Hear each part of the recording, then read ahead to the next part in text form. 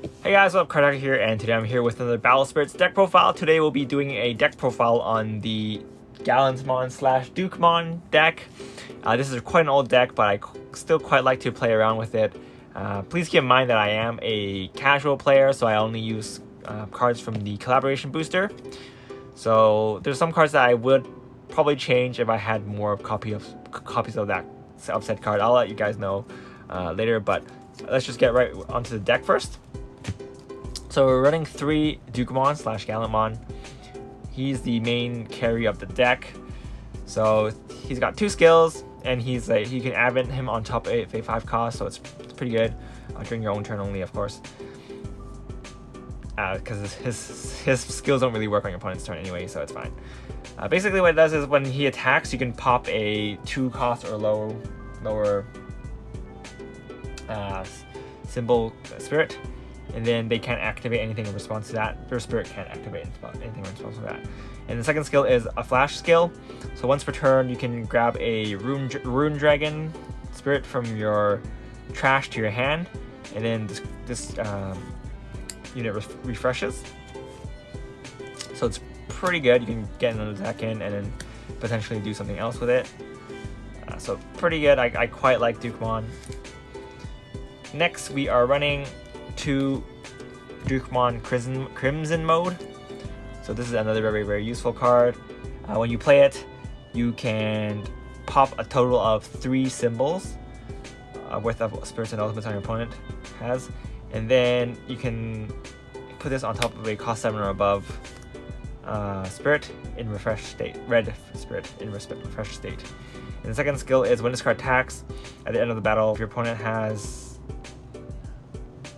for every 3 spirits your opponent has in their trash, then you can deal 1 damage to their life core. So pretty strong. Most of the time you only need 2 because you can't play him right off the bat. You're most likely gonna change into him with your other spirits. So sending a life core for every 3 cards they have in their trash is pretty good. Spirit or ultimate, no magic cards or Braves or Nexus or anything like that count, but it's still pretty good. Next, we are running 3 Gallantmon. Gallantmon is the searcher for the deck, the seeker. Very strong seeker. It can look at the top 5 cards of your deck, and you can grab a Takado, you can grab a Rune Dragon, and you can grab a. So there's 3 targets you can get, and you can pick up all 3 if you hit all 3. So it's really good. And there's another card in this deck that this card can search for. So very strong. And of course, it also has the Shinka effect or evolution effect. So when this card attacks, if this is level 2 or level 3, then you can evolve and go into a champion level red champion Digimon. So pretty good. Gallantmon is definitely the best out of the 3 in the set that it came in, but it's a very outdated set, so not much to say about that. Next, we're running 3 Growlmon, sorry. So it's got 3 skills: level 2, level 3, level 1. This spirit's cores cannot be affected by your opponent. And then the second skill is when this card attacks, pop 1 7,000 or lower spirit, or you can destroy 1 opposing Nexus. Very good. And then at level 2 or level 3, it can evolve. Digivolve. Next, we have 3 WarGreymons. So WarGreymon is the upgraded version of Growlmon, and it has a upgraded skill. So all your Rune Dragons cores are not affected by your opponent.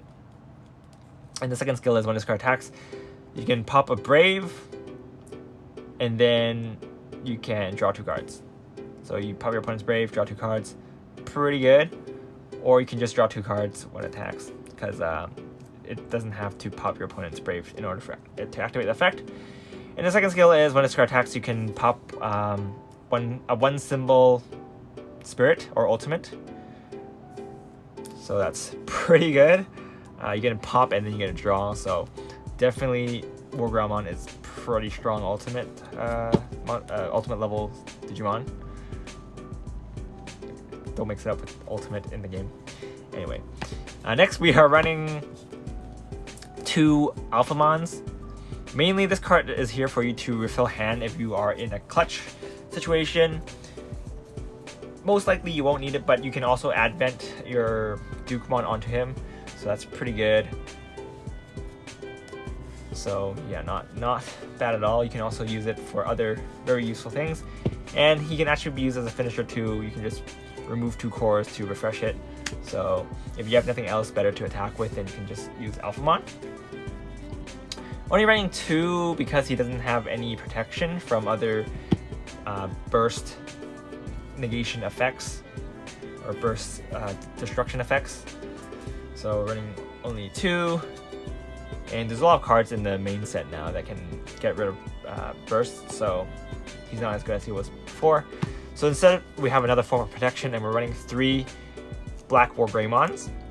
So this card is a flash skill, and when your opponent attacks, if it's attacking with a 8,000 or above power spirit or ultimate, then you can pay 1 cost to summon him. And then when this card is summoned, you can pop a 12k or lower spirit or ultimate. And then the second skill is when this card attacks, you can target your opponent's highest BP spirit and then refresh the spirit. So it's pretty good. It doesn't really work if your opponent is rushing with small spirits, but if they're using big spirits attack, then you can just feel free to summon him and then do your thing. Yeah, he's pretty nice. Yeah, not much else to say about him. And he's very faithful to his original anime BlackWarGreymon, because he wants to fight the strongest and he wants to fight your opponent's strongest. Anyway, the fanboy in me is screaming in joy. So next we are running 2 Megidramons. So this is another burst card. It activates when your opponent activates a on summon or on advent effect, and then you can summon him for free and then pop a 15k total worth of spirits, and then you can summon it for free. Yeah, so pretty good. And he is also, if you have a Rune Dragon in your trash, then this set card cannot be affected by your opponent's cards, so they can't pop it. So in that case, this card will be better than Alphamon's. And then the second skill is when this card attacks, you can choose one opponent's spirit that's BPs that's lower than this card and pop it. So it's still a pretty good card. I kind of want to run it at 3 since there's so many on-call effect cards now, or on summon effect cards now. But I'm trying to make the space for it. I think I will take out a D-Ark for another one, but I'm still kind of testing. But yeah, this build, it's not. I've had this deck for like 2 years now, but I always change it around from time to time just to see what works. But right now, this particular version is working for me. Next, we are running 3 Leomons. So Leomon, his purpose is to die. Basically, when your opponent destroys this card or depletes this card, you can pay 1 cost to summon a Mega Red Spirit from your hand. And then the second skill is when this card attacks, you can draw, which is pretty good early game. And then at level 3, he can Super Digivolve, so you can evolve into a ultimate level spirit. So you can evolve into Growlmon. But being level 3, you're probably not gonna wait until you have 4 cards on him. Most of the time, you're just gonna be using him to draw free cards, and if you happen to die, then that's fine. Skip into Dukemon. Next, we're running 3 Grannies. Now, this card is super clutch. This card has saved me so many times. Mainly, when your opponent targets your Rune Dragons, you can just summon this from your hand, and your Rune Dragon will be safe for the rest of the turn. And then also, if you are braving it to a Dukemon, then you get an extra, or any of your spirits, you get an extra symbol. So you can only brave to a 3-cost or above Rune Dragon, which is all of your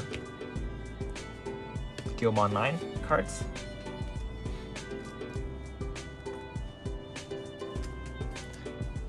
The on brave skill, it's very interesting. When there's a card, you can discard one of the top cards of your opponent's deck, and then if it has the same type, then you can destroy one of your opponent's spirit with the same type as a discarded card. So if they're playing a very heavily themed card, or if you're playing a collab match, it works very well. If you're playing against a Gundam deck, for example, most of your opponent's Gundams will have MS as a trait. I think all of them have MS. So as long as you discard an MS trait card, then your opponent's gonna get one of their Digimons popped. Next, we're running 3 Takatos. He's super clutch. He combos extremely well with the Dukemon, as he's intended to be used with. And basically, you just if you're attacking with Dukemon, you can activate this card's flash and just rip 5 cores from this card and put it on your Dukemon, and then you just deal 2 damage to your opponent. So that's automatically 5 extra cores for you to use, and then that's an additional 2 damage that's already done to your opponent. So he's super good. I think he's not as good as before now because a lot of cards can destroy Grandwalker Nexuses now. So Grandwalker Nexuses is not as good as before, mainly because it's not the main focus for the new season of anime. So that's understandable, and they need to find ways to combat this, or all those people are just gonna keep using it. But it's fine; it's still pretty good. Next, we're running 4 D-Arks.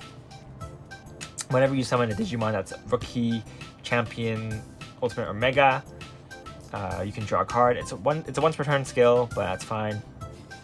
Or adventing works too. So you get free draws. And then the second skill, Card Slash. It's pretty interesting. You're literally dumping cards to pop your opponent's cards. So you can discard a Champion, Ultimate, Mega, or Rookie to destroy one of your opponent's spirit with a lower BP than the level 1 of the skill. So not skill, the power.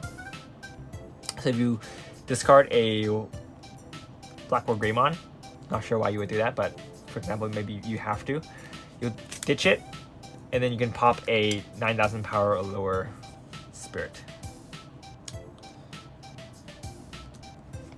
So it's pretty interesting skill, and it does come in handy sometimes. Next, we're running 2 blue cards. Now, here's one of the things I wanted to change. If you have Diamond Walls, replace this with Diamond Wall. Diamond Wall will do you a lot more work. Will help you a lot more if you're in a clutch. But blue card, it's a fun card to use too. But yeah, you're probably going to use Diamond Wall instead. I'm using all my Diamond Walls right now, so I don't really want to put it in this deck. But if I had more Diamond Walls, I'd probably use it. If they had a Digimon Diamond Wall, this would definitely be here. But right now, all my Diamond Walls are just the Gundam ones, so I don't want to put a Gundam card in this set. So it's my own problem. Anyway, next we are running 3 Final Elysians. So this card works very well with Gilmon. If this card revealed by either your Gilmon or your Takatos, then you can add this card to your hand for your trash. And then you can add 1 more core to a Groundwalker Nexus, which is pretty good. And the second skill is just Flash skill. Pop one of your opponent's 1 symbol spirits, and your opponent cannot activate 3, 4, 5 cost spirits, or cannot summon 3, 4, 5 cost spirits until their next start step. So it's very good, and it has a lot of cost reduction. So if you have 3 red symbols and then a Groundwalker Nexus out, then you reduce your cost by 4. So it's a 1 cost to play, which is very good. Last but not least, we're running burst draws. this card is just mainly here to help you out if you have started with a bad hand. Just plop it down and it'll help you out to draw. Obviously, there's some draw negation or cards that might do you dirty, but running 2 is fine. Or if you want to replace them with diamond walls, you can also do that. So, like, recommendations for changes that you might do: replace these with diamond walls, and then since there's an extra slot, you can replace it with another Megidramon, and then that would be maybe a little bit better. Personally, I like this lineup. Well, not the blue cards. I really rather change these for diamond walls, but again, it's my pet peeve. So yeah. Anyway, that's pretty much it for this deck. It's very fun deck to play, and it's still pretty decent compared to. It's pretty decent for a deck that came out so long ago. I was playing against some better decks against it lately, and it still put up some work. So this is definitely still a pretty fun deck. I think Takata really makes the deck work. Yeah, just comboing, just dealing 2 damage right off the bat is just, and giving 5 cores is just so good. There's a reason why he's still a pretty expensive card. Anyway, that's pretty much it for this deck profile. Hope you guys enjoyed it. Not much else to say about it. Probably gonna. I haven't put out much Vanguard content recently because I'm not playing the new set. I'll be definitely building decks for Harry and Night Rose and Lukier because I already pre-ordered playsets of those. So expect deck profiles on them next month. But for this month, it's going to be a pretty dry Vanguard month. But yeah, that's pretty much it for this deck profile, guys. I hope you guys enjoyed it. This is Karataku, and I'll see you guys next time. Bye!